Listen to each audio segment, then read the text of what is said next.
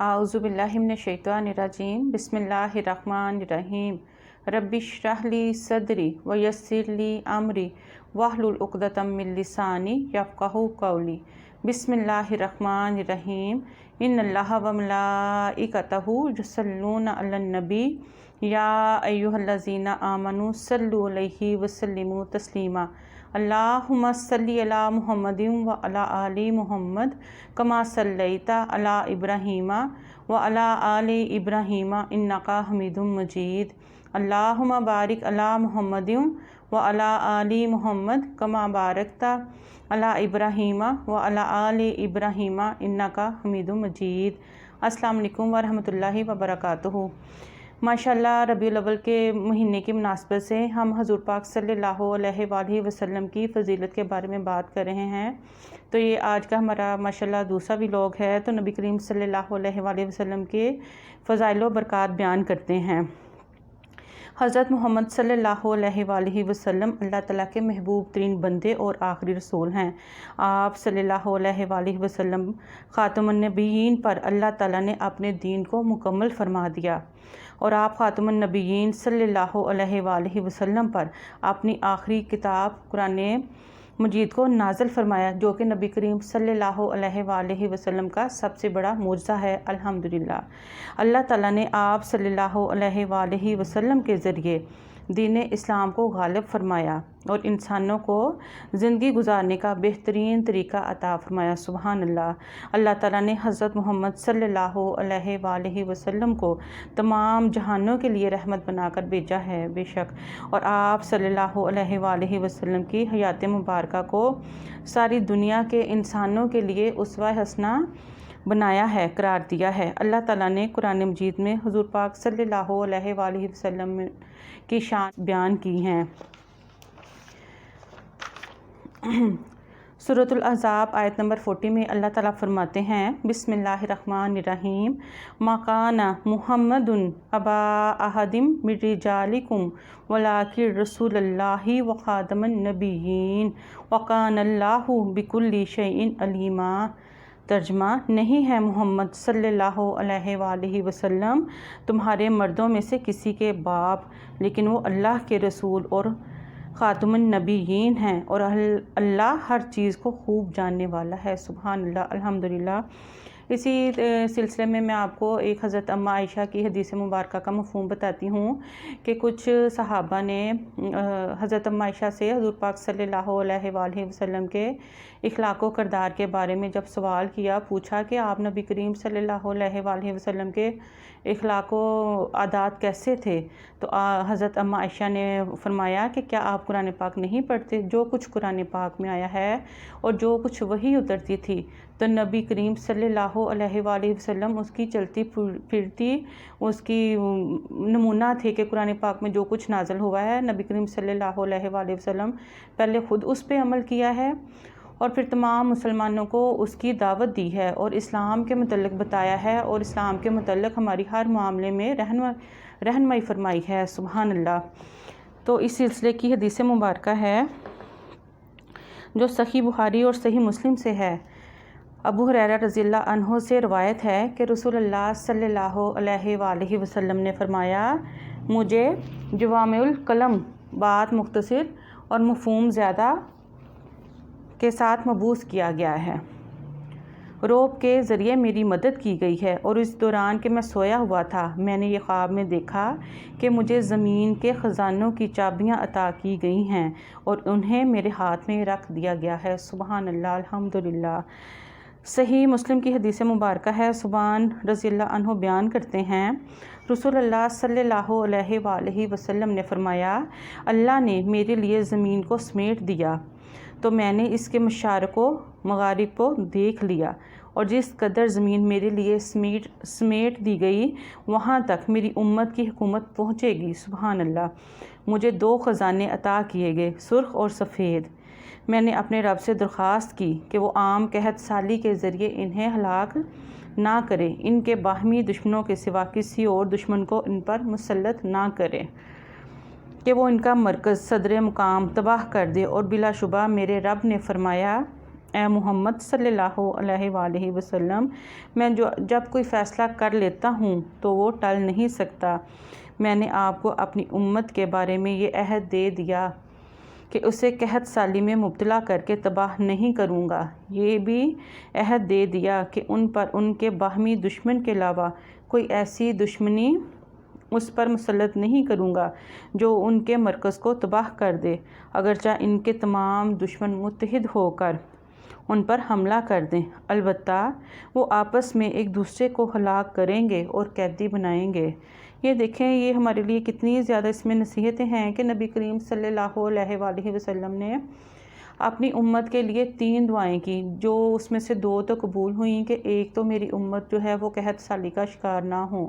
آپ یہ دیکھ لیں کہ یہ دنیا کے جو بھی حالات چل رہے ہیں، ایون کہ ہمارے ملک کے جو بھی اس ٹائم حالات ہیں، لیکن ہمیں اللہ کا کروڑ دفعہ شکر ادا کرنا چاہیے کہ اللہ تعالیٰ ہر کسی کو روزی پہنچا رہے ہیں۔ ہر کوئی کم کھاتا ہے یا زیادہ، لیکن اللہ تعالیٰ اپنا فضل و کرم کر رہے ہیں اور اپنی نعمتوں سے ہمیں نعمتیں عطا کر رہے ہیں۔ تو ان حالات میں ہمیں دعا بھی بہت زیادہ کرنی چاہیے کہ اللہ تعالیٰ ہماری پیداوار ہی بہت زیادہ کر دیں، اور تاکہ عام جو مسلمان ہیں، غریب جو ہیں، وہ اللہ تعالیٰ کہ ان کی بھی ان تک بھی ساری اللہ تعالیٰ کی وہ پہنچے، انعامات پہنچے۔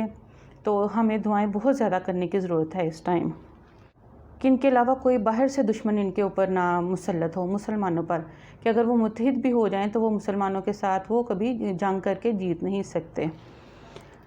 صحیح مسلم کی حدیث مبارکہ ہے، سعد رضی اللہ عنہ سے روایت ہے کہ رسول اللہ صلی اللہ علیہ وآلہ وسلم بنو معاویہ کی مسجد کے پاس سے گزرے تو آپ اس میں تشریف لے گئے۔ آپ نے وہاں 2 رکعتیں پڑھیں اور ہم نے بھی آپ کے ساتھ 2 رکعتیں پڑھی۔ آپ صلی اللہ علیہ وآلہ وسلم نے اپنے رب سے طویل دعا کی اور جب اس سے فارغ ہوئے تو فرمایا، میں نے اپنے رب سے 3 چیزیں مانگی تھیں، اس نے مجھے 2 عطا فرما دیں اور ایک سے مجھے روک دیا گیا۔ میں نے اپنے رب سے سوال کیا تھا کہ وہ میری امت کو قحط کے ساتھ ہلاک نہ کرے، اس نے یہ چیز مجھے عطا فرما دی۔ میں نے اس سے یہ سوال کیا کہ میری امت کو غرق کے ذریعے ہلاک نہ کرے، تو اس نے یہ بھی مجھے عطا کر دی۔ اور میں نے اس سے سوال کیا کہ وہ ان میں باہم لڑائی پیدا نہ کرے، تو اس سے مجھے روک دیا گیا۔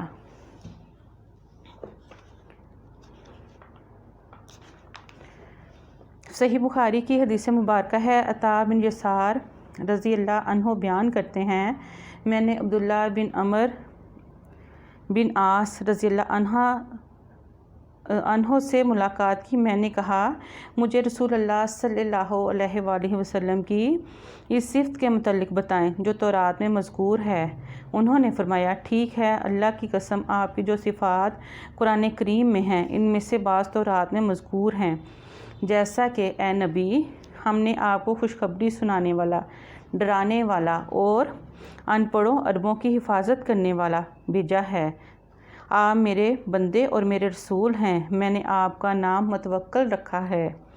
آپ نہ تو بد اخلاق ہیں اور نہ سخت دل ہیں، آپ بازاروں میں شور و غل کرنے والے ہیں، نہ برائی کا جواب برائی سے دینے والے ہیں، بلکہ آپ درگزر کرتے ہیں، معاف کرتے ہیں، اور اللہ ان کی روح قبض نہیں کرے گا حتیٰ کہ وہ ان کے ذریعے ٹیڑھی ملت کو سیدھا کرا لے اور وہ لا الہ الا اللہ کا اقرار کر لیں، اور وہ اس کلمے کے ذریعے اندھی آنکھوں کو قوت بینائی، بہرے کانوں کو قوت سماعت اور غلاف میں بند دلوں کو کھول دے گا۔ سبحان اللہ، الحمدللہ۔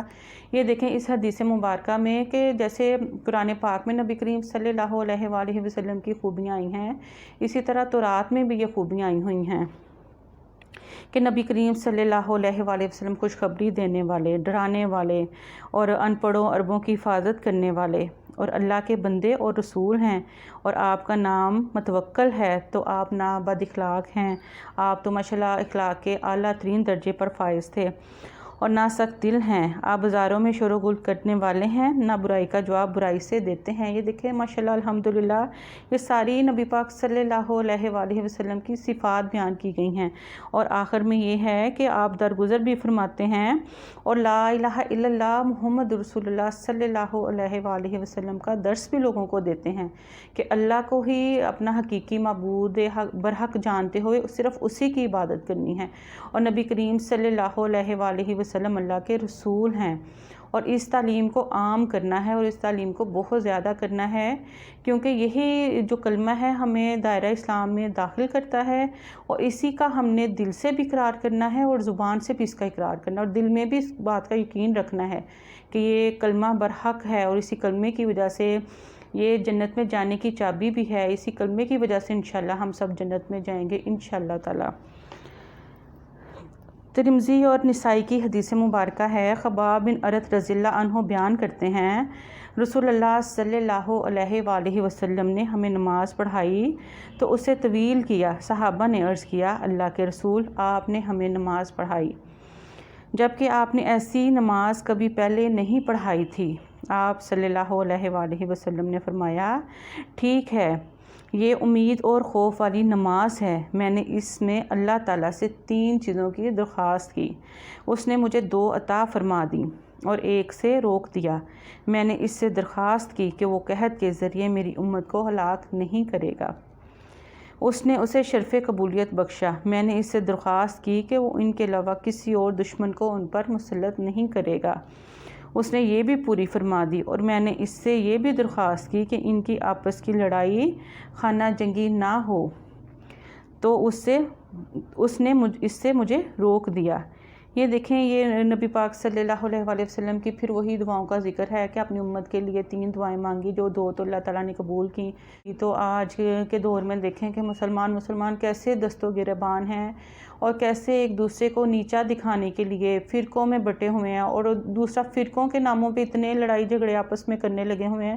حالانکہ اس ٹائم ہمیں امت واحدہ ہونے کی ضرورت ہے تاکہ ہم متحد ہو کے اسلام کے بارے میں سوچیں، اسلام کی تعلیمات کو عام کریں اور اسلام کی تعلیمات کو آگے پھیلائیں۔ اور وہ اسی طرح ہوگا جب ہم آپس کے چھوٹے چھوٹے جھگڑوں سے نکل کر بڑا ہم کوئی مقصد جب اپنے سامنے رکھتے ہیں تو پھر یہ چھوٹی چھوٹی باتیں بہت بے معنی سی ہو جاتی ہیں۔ ان کو آپ پیچھے رکھ کے جو اصل دین ہے، جو خالص دین ہے، اس کو حاصل کرنے کی کوشش کریں۔ تو اس کے لیے قرآن پاک ترجمے سے پڑھیں اور اس کے بعد حدیث مبارکہ کی کتابوں کا بھی مطالعہ کریں۔ تو ملیں گے انشاءاللہ اگلے ولاگ میں، اجازت دیجیے۔ السلام علیکم ورحمۃ اللہ وبرکاتہ۔ سبحانک اللہم و بحمدک، اشہد ان لا الہ الا انت، استغفرک و اتوب الیک، وما علینا الا البلاغ المبین۔